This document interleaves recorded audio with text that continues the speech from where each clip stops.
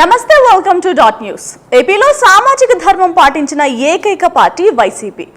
SC, ST, BC, మైనారిటీలను ఒక్కతాటిపైకి తీసుకువచ్చిన వ్యక్తి సీఎం జగన్.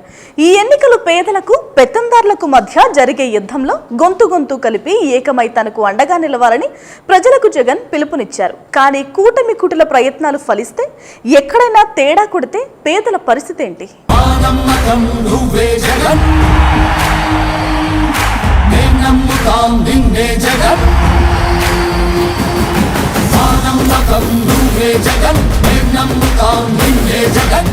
గతంలో దళితులపై చంద్రబాబు హయాంలో జరిగినన్ని దాడులు మరెప్పుడూ జరగలేదని వైసీపీ నాయకులు అన్నారు. వైసీపీ పాలనలో పేదల బతుకులు మారాయని, రాష్ట్రంలో పేదరికం 12% నుంచి 6% తగ్గిందని, వైసీపీ పేదల ప్రభుత్వం అని, ఈ ఎన్నికల్లో కూడా వైసీపీని పెద్ద మనసుతో గెలిపించాలని సీఎం జగన్ విజ్ఞప్తి చేశారు.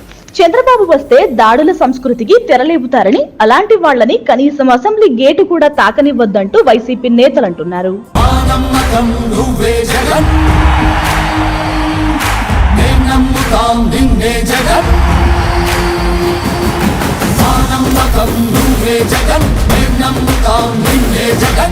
తమ ప్రభుత్వం ఇప్పటి వరకు ఎస్సీ, ఎస్టీ, బీసీ, మైనారిటీల వర్గాలకు చేసిన అభివృద్ధి, సంక్షేమాన్ని ప్రజలకు సీఎం జగన్ మేమంతా సిద్ధం ద్వారా వివరిస్తున్నారు. పేద పిల్లలకు ఇంగ్లీష్ మీడియం వద్దని, ఇళ్ల పట్టాలు వద్దని, అమరావతిలో పేదలు ఉండడానికి వీల్లేదని చంద్రబాబు ప్రయత్నించారని వైసీపీ నేతలు ఆరోపిస్తున్నారు. గతంలో పేదవారిని కనీసం ఆలయాల్లోకి కూడా రానివ్వలేదు. జగన్ ముఖ్యమంత్రి అయ్యాకే పేదలకు అవే ఆలయ కమిటీలలో పదవులు ఇచ్చామని వైసీపీ ప్రభుత్వం చెబుతోంది. తెలుగు మాతృభాష, తెలుగును కాపాడుకోవాలి, తెలుగును పరిరక్షించుకోవాలి, మన ఉనికిని కాపాడుకోవాలి, ఇంగ్లీష్ నేర్చుకోవాలి. ఇది మన జీవనోపాధి. ఏపీలో వైసీపీ ప్రభుత్వం చేపట్టిన సామాజిక ఆవశ్యకత కోసమే అనేక సంవత్సరాలుగా కులాలు, సంఘాలు, కుల దురాభిమానాల కారణంగా బీసీ, ఎస్సీ, ఎస్టీ, మైనారిటీ వర్గాలు వెనుకబడ్డాయి.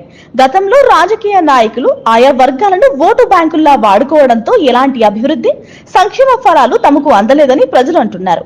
అందుకే జగన్ గెలవాలని జనం కోరుకుంటున్నారు. ఒకవేళ చంద్రబాబు గెలిస్తే మళ్లీ పేదవారిపై పెత్తందార్ల పెత్తనం మొదలవుతుందంటూ ఆవేదన వ్యక్తం చేస్తున్నారు.